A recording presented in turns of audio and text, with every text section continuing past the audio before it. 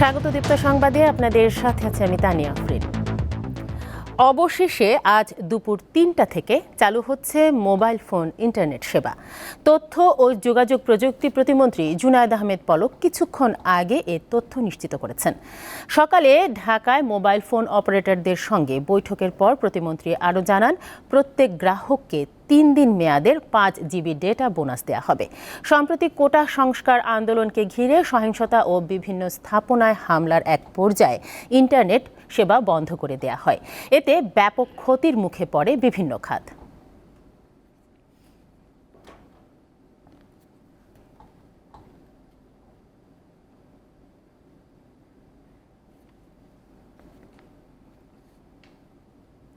Mobile ফোনের internet সেবা পুনরায় চালুর বিষয়ে কথা বলতে আমাদের সঙ্গে স্টুডিওতে রয়েছেন আমাদের সহকর্মী আসিফ জামান। আসিফ, 10 দিন পর আজকে থেকে ইন্টারনেট সেবা চালু হচ্ছে। মোবাইল ফোন ইন্টারনেট সেবা চালু করতে, এই সেবাটি চালু করতে এত দেরি হওয়ার পেছনে কি কারণ বলে আপনি মনে করছেন? আনিয়া, মোবাইল ইন্টারনেট বন্ধ করার পেছনের কারণটি যদি আপনি আগে চিন্তা করেন, যে তাহলেই বোঝা যাবে আসলে কারণটি কি। মূলত কোটা সংস্কার আন্দোলনে যে সহিংসতা শুরু হয় সেটি 18 জুলাই, যখন তার আগে যখন কমপ্লিট শাটডাউন ঘোষণা করেন শিক্ষার্থীরা, মূলত এই কমপ্লিট শাটডাউনের মধ্যে এক ধরনের সহিংসতা ছড়িয়ে পড়ে। সেই সহিংসতার খবরটি দ্রুত সামাজিক যোগাযোগ মাধ্যম এবং ইন্টারনেট ব্যবহার করে বিভিন্ন জায়গায় ছড়িয়ে পড়ার কারণে সেটি কিন্তু দেশব্যাপী ছড়িয়ে পড়ে, এবং সে কারণেই 18 তারিখে সরকার সিদ্ধান্ত নিয়ে মোবাইল ইন্টারনেট প্রথমে বন্ধ করে, পরবর্তীতে কিন্তু ব্রডব্যান্ড বন্ধ করে দেওয়া হয়। এবং এটি বন্ধ করার ফলে এক ধরনের ব্যবসায়িক ক্ষতির মুখে পড়তে হয়, অর্থাৎ আর্থিক ক্ষতি শুরু করে। যখন এই কমপ্লিট শাটডাউনের পরে যখন কারফিউ জারি করা হয়, তখন প্রধানমন্ত্রী ব্যবসায়ীদের সঙ্গে যে বৈঠক করেছিলেন, সেখানে কিন্তু ব্যবসায়ীদের অন্যতম একটি দাবি ছিল যে যাতে ইন্টারনেট সেবাটি চালু করা হয়, কারণ এক্সপোর্ট ইম্পোর্টের যে ব্যবসাগুলো রয়েছে সেগুলো পুরোপুরি আসলে ইন্টারনেট নির্ভর। এবং সেই দিকটি বিবেচনায় নিয়ে পরবর্তীতে কিন্তু 23 তারিখ থেকে ব্রডব্যান্ড ইন্টারনেট সেবাটি চালু করা হয়, কিন্তু সেটা ছিল সীমিত পরিসরে, অর্থাৎ যে সকল ব্যবসায়িক প্রতিষ্ঠান রয়েছে, ব্যাংক রয়েছে, বিমা প্রতিষ্ঠান রয়েছে, শুধুমাত্র সেই জায়গাগুলোতে ব্রডব্যান্ড ইন্টারনেট সেবাগুলো চালু করা হয়েছিল। এর পরবর্তীতে আসলে অনলাইন ভিত্তিক যে ব্যবসা প্রতিষ্ঠানগুলো রয়েছে তারাও এক ধরনের ক্ষতির মুখে পড়ে, মোবাইল অপারেটররা এক ধরনের ক্ষতির মুখে পড়ে। এবং এই অস্থিরতা, আপনারা জানেন যে এখন পর্যন্ত যে কারফিউটি চলমান রয়েছে, সেই কারফিউ ধীরে ধীরে শিথিল করা হচ্ছে। মূলত যে ধরনের অরাজক পরিস্থিতি তৈরি হয়েছিল, সেই অরাজক পরিস্থিতি যাতে আবার সৃষ্টি না হয়, বা পরিবেশ যাতে শান্ত থাকে, বা সরকার সেটিকে কোনো ধরনের অরাজকতা হলে সেটিকে নিয়ন্ত্রণ করতে পারে, এজন্য যেমন কারফিউয়ের বিষয়টি ধীরে ধীরে শিথিল করা হচ্ছে, সেরকম সেবা যে বন্ধটি ছিল বা ইন্টারনেটে যে ধরনের সহিংসতার শুরুতে আমরা দেখেছি যে ধরনের দৃশ্যগুলো ছড়িয়ে পড়েছিল, সেটি যাতে আসলে ধীরে ধীরে কমিয়ে নিয়ে আসা যায়, বা সে ধরনের ছবি যাতে আর ছড়িয়ে না পড়ে, সেজন্য আসলে এই সেবাটিও কিন্তু ধীরে ধীরে সরকার বিস্তৃত করছে। শুরুতে ব্যাংক বিমা প্রতিষ্ঠানগুলোতে ছিল, এরপরে ব্রডব্যান্ড সেবাটি আসলে চালু করে দেওয়া হয়, এখন মোবাইল ইন্টারনেটের যে সেবাটি সেটি চালু করার সিদ্ধান্ত হয়েছে। আপনাকে একটি তথ্য দিই যে আজ অপারেটর সংগঠন association of mobile telecom operators যেটি রয়েছে, অ্যামটবের সঙ্গে বৈঠক করে আইসিটি প্রতিমন্ত্রী উনি এই সিদ্ধান্তের বিষয়ে জানিয়েছেন। একই সঙ্গে গ্রাহকদের একটি দাবি ছিল যে এতদিন ইন্টারনেট বন্ধ থাকার কারণে যারা ডেটা ভরেছিলেন মোবাইলে ইন্টারনেট ব্যবহার করার জন্য, সেটি আসলে এই 10 দিনের ক্ষতিপূরণটা কিভাবে পুষিয়ে নেওয়া যায়। তো সে বিষয়ে আসলে একটি সিদ্ধান্ত এসেছে যে গ্রাহকরা 3 দিনের জন্য 5 জিবি একটি ডাটা পাবেন বোনাস হিসাবে, সেটি আসলে 3 দিন মেয়াদে থাকবে, এবং এটি গ্রাহকদেরকে এই যে 10 দিনে যারা মোবাইল ইন্টারনেটে কিনে রেখেছিলেন, যেটি ব্যবহার করতে পারেননি, সেটির অনেকটা পুষিয়ে দেওয়ার জন্য এই ধরনের সিদ্ধান্ত নেওয়া হয়েছে। আর মোবাইল ইন্টারনেটটি আসলে চালু করার পরে আমরা জানি যে সীমিত পরিসরে আসলে সেটি চলমান রয়েছিল। এটি আসলে উন্মুক্ত করার পরে বাণিজ্যিক যে অর্থনীতির উন্নয়নের ধাপগুলো রয়েছে, বা আমাদের যে সকল খাতে এই বিষয়গুলো ব্যবহারের প্রয়োজন রয়েছে, ইন্টারনেট সেবা ব্যবহার করে যে সেবাগুলো গ্রাহকদেরকে দেওয়া হয়, সেগুলো উন্মুক্ত করা গেলে অর্থনৈতিকভাবে সমৃদ্ধি আসার একটি বড় সম্ভাবনা রয়েছে। আর একটি বিষয় আপনাকে জানিয়ে রাখি যে আমাদের প্রবাসীরা রেমিটেন্স পাঠানোর ক্ষেত্রেও এই ইন্টারনেট সেবা বন্ধ থাকাতে করতে কিন্তু এক ধরনের ক্ষতির সম্মুখীন হতে হয়েছে। সুতরাং সেটিও আসলে উন্মুক্ত হয়ে যাবে এবং রেমিটেন্সের যে প্রবাহ রয়েছে সেটিও ধারাবাহিকভাবে চলমান থাকবে বলে ধারণা করা হচ্ছে। আসিফ, আরেকটি বিষয় আপনার কাছে জানতে চাইছি যে পরিস্থিতিতে এই সিদ্ধান্তটি এসেছিল যে ইন্টারনেট সেবা বন্ধ করে দেয়া হবে, আপনি কি মনে করেন যে সেই লক্ষ্যটি কতটুকু পূরণ হয়েছে?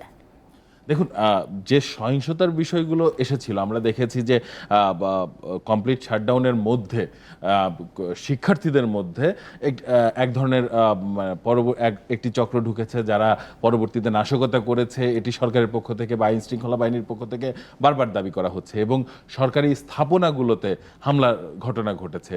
বাংলাদেশ টেলিভিশনে হামলার ঘটনা ঘটেছে, সেতু ভবনে, ডেটা সেন্টারে, মহাখালীতে, মেট্রো রেলের উপরে হামলার ঘটনা ঘটেছে। তো সরকার শেষ সময়টিতে আসলে জানমালের নিরাপত্তার ক্ষেত্রে কারফিউ দিতে বাধ্য হয়, সেনাবাহিনী মাঠে নামানো হয়। মূলত সেই পরিস্থিতি, অর্থাৎ সেই জ্বালাও পোড়াও পরিস্থিতি থেকে অনেকটাই কিন্তু এখন পরিস্থিতি কিছুটা স্বাভাবিক হয়েছে। যদিও কোটা বিরোধী আন্দোলনের ইস্যুটি এখন সেটিকে আসলে পাশে রেখে শিক্ষার্থীদের আন্দোলনের জায়গাতে রেখে যদি এই দিকে প্রেক্ষাপট বিবেচনা করা হয় যে ধ্বংসাত্মক যে বিষয়গুলো ছিল সেগুলো কিন্তু নিবৃত্ত হয়েছে। সুতরাং সেই জায়গা থেকে যদি বলা হয় যে এখন অনেকটা পরিস্থিতি অনুকূলে রয়েছে বা সেই ধ্বংসাত্মক জায়গাতে নেই, সহিংসতার জায়গাতে নেই, সুতরাং সেক্ষেত্রে সাধারণ মানুষ আরও যোগাযোগ বন্ধ থাকার কারণে যেটি হয়েছে যে কিছু অপতথ্য প্রচার হয়েছে এর কারণে এবং কিছু ভুল তথ্য গিয়েছে। যোগাযোগ বন্ধ থাকার কারণে অনেকে আরও উদ্বেগে পড়েছেন। আবার আমাদের বিদেশি যে বাণিজ্যিক বিষয়গুলো রয়েছে যোগাযোগের ক্ষেত্রে সেটিও কিন্তু আসলে সীমিত হয়ে গিয়েছে বা বন্ধ হয়ে গিয়েছে। এই জায়গাগুলো এখন উন্মুক্ত হবে এবং যে কারণে আসলে বন্ধ করতে হয়েছিল সে কারণটি আসলে অনেকটাই এখন কিন্তু নিবৃত্ত হওয়ার কারণেই সরকার আসলে এই সিদ্ধান্তগুলো। তার মানে আপনি আপনার তথ্য মতে আমি বলতে পারি যে হ্যাঁ, যেই লক্ষ্যে এটি বন্ধ করা হয়েছিল সেটি অনেকটাই সাধিত হয়েছে, কিন্তু যেই 10 দিন বন্ধ ছিল সেটির জন্য যে আর্থিক ক্ষতিটি হয়েছে সেটি আসলে পুষিয়ে নেওয়ার কত দ্রুত পুষিয়ে নেওয়া যাবে সেটি এখন দেখার বিষয়। আপনাকে অসংখ্য ধন্যবাদ। ধন্যবাদ। দর্শক, এতক্ষণ দেখছিলেন 10 দিন ইন্টারনেট বন্ধ থাকার পর আমাদের ইন্টারনেট সেবা আজকে থেকে চালু হচ্ছে, সেই বিষয়টি জানাচ্ছিলেন আমাদের সিনিয়র ব্রডকাস্ট জার্নালিস্ট আসিফ জামান। কারফিউ শিথিল থাকায় ঠাকুরগাঁওয়ের মানুষ অফিস আদালতে ফিরছেন, ভিড় বেড়েছে ব্যাংকে, তবে পাম্পে জ্বালানি তেল পাওয়া যাচ্ছে না, এতে সমস্যায় পড়েছেন অনেকেই। বিস্তারিত জানাচ্ছেন সহকর্মী মাইনুদ্দিন তালুকদার হিমেল। সারা দেশের ন্যায় ঠাকুরগাঁয়ে কারফিউ চলমান রয়েছে, তবে বেশ কয়েকদিন থেকে কিন্তু দিনের সময়টুকুতে ঠাকুরগাঁয়ে কারফিউ শিথিল রয়েছিল। আজ সকাল 6টা থেকে রাত 9টা পর্যন্ত কারফিউ শিথিল রয়েছে। দূরপাল্লার বাসগুলো চলাচল শুরু করেছে, দোকানপাট, অফিস আদালত খুলেছে, এতে করে কিন্তু মানুষ আস্তে আস্তে সাধারণ জীবনযাপনে অভ্যস্ত হচ্ছে। ঠাকুরগাঁয়ের কিন্তু সাধারণ মানুষ রেল যাত্রা অনেক পছন্দ করে, তবে রেল বন্ধ থাকার কারণে কিন্তু এখন ঢাকাগামী গাড়িগুলোর দিকে ঝুঁকছে থাকার সাধারণ মানুষ। তবে ঠাকুরগাঁয়ের যে কাউন্টারগুলো, ঢাকাগামী কিংবা রংপুরগামীর যে কাউন্টারগুলো, তারা ঠাকুরগাঁয়ের সাধারণ মানুষকে চাহিদা অনুযায়ী টিকিট সরবরাহ করতে পারছে না। যে যদিও কারফিউ শিথিল করা হয়েছে, তবে আগের মতো তারা কাজ পাচ্ছে না, অনেক সময়ই তাদেরকে কাজ না পেয়েই ফিরে যেতে হচ্ছে। কারফিউ ভয়তে ভাই আমরা বের হতে পারতেছি না সন্ধ্যার পর। আর বিশেষ করে আমাদের এই বাস স্ট্যান্ডে রাত্রে দোকানদারি হয়, এমন অশান্তি, অর্ধেক ভাড়া নাই, লোকেই নাই। সর্বোপরি ঠাকুরগাঁয়ের সর্বস্তরের মানুষের দাবি এখন একটাই, যে তারা এখন একটি সাধারণ জীবনে ফিরে যেতে চায়, আবারও সেই সাধারণ সময়টুকু ফেরত পেতে চায়।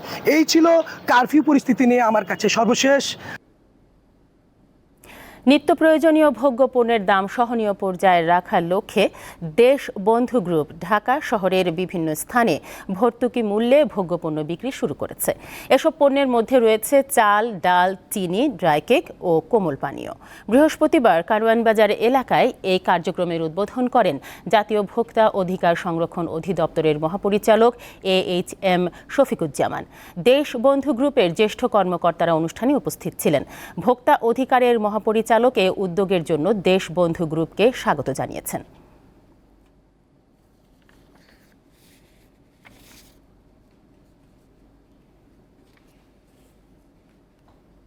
আন্তর্জাতিক প্রসঙ্গ। ভয়াবহ দাবানল ছড়িয়ে পড়েছে যুক্তরাষ্ট্রের উত্তর ক্যালিফোর্নিয়ায়। এতে প্রতি ঘন্টায় ২০ বর্গ কিলোমিটার এলাকা পুড়ে ছাই হয়ে যাচ্ছে। ক্যালিফোর্নিয়ার গভর্নর গ্যাভিন নিউসম বাট ও তেহামা কাউন্টিতে জরুরি অবস্থা ঘোষণা করেছেন। ক্যালিফোর্নিয়ার ফায়ার সার্ভিস জানিয়েছে আগুন প্রতি ঘন্টায় ৫,০০০ একর বেগে ছড়িয়ে পড়ছে। প্রায় ২৫০০ অগ্নি নির্বাপক কর্মী আগুন নিয়ন্ত্রণে কাজ করছে, কিন্তু এখন পর্যন্ত তা নিয়ন্ত্রণে আনতে পারেনি তারা।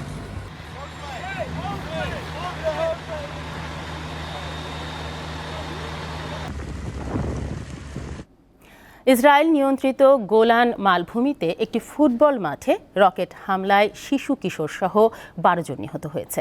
শনিবার দ্রুজ শহরে লেবাননের হিজবুল্লাহ এই হামলা চালিয়েছে বলে দাবি করেছে ইসরায়েল ডিফেন্স ফোর্সেস। তবে হিজবুল্লাহ এই দাবি অস্বীকার করেছে। এদিকে ফিলিস্তিনের অবরুদ্ধ গাজা উপত্যকায় সোমবার শুরু হওয়া নতুন ইসরায়েলি সামরিক অভিযানে অন্তত ১৭০ জন নিহত হয়েছে। এ নিয়ে গাজায় গত ৯ মাস ধরে ইসরায়েলের হামলায় ৩৯,০০০ এর বেশি মানুষ নিহত হয়েছে।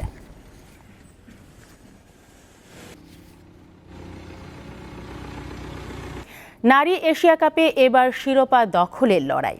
আজ মুখোমুখি হচ্ছে ভারত ও শ্রীলঙ্কা। ডাম্বুলায় ম্যাচ শুরু হবে দুপুর ৩:৩০টায়। একদিকে রেকর্ড 7 বারের চ্যাম্পিয়ন ভারত, অন্যদিকে 5 বার ফাইনাল খেলেও এখনো শিরোপা না ছোঁয়া শ্রীলঙ্কা। এই দুই দলের মহারণে তাই নজর থাকবে ক্রিকেট দুনিয়ার। ভারতের অষ্টম নাকি শ্রীলঙ্কার প্রথম, তাই নির্ধারণ হবে ডাম্বুলায়। সবশেষ ২০২২ এশিয়া কাপের ফাইনালেও মুখোমুখি হয় ভারত ও শ্রীলঙ্কা। সেবার লঙ্কান নারীদের মাত্র ৬৫ রানেই গুটিয়ে দেয় ওমেন ইন ব্লুরা। জবাবে ৮ উইকেট হাতে রেখেই রেকর্ড সপ্তম শিরোপা ঘরে তোলে ভারতীয় কন্যারা। তাই এবার ঘরের মাঠে শ্রীলঙ্কার সামনে থাকছে প্রতিশোধের হাতছানি। যদিও এর আগে 5 বার শ্রীলঙ্কাকে হারিয়ে এশিয়া কাপের চ্যাম্পিয়ন হয় ভারতের মেয়েরা, তাই লঙ্কান কন্যাদের জন্য কঠিন পরীক্ষায় অপেক্ষা করছে। পুরো টুর্নামেন্টে অপরাজিত থেকে ফাইনালে উঠেছে দুই দল।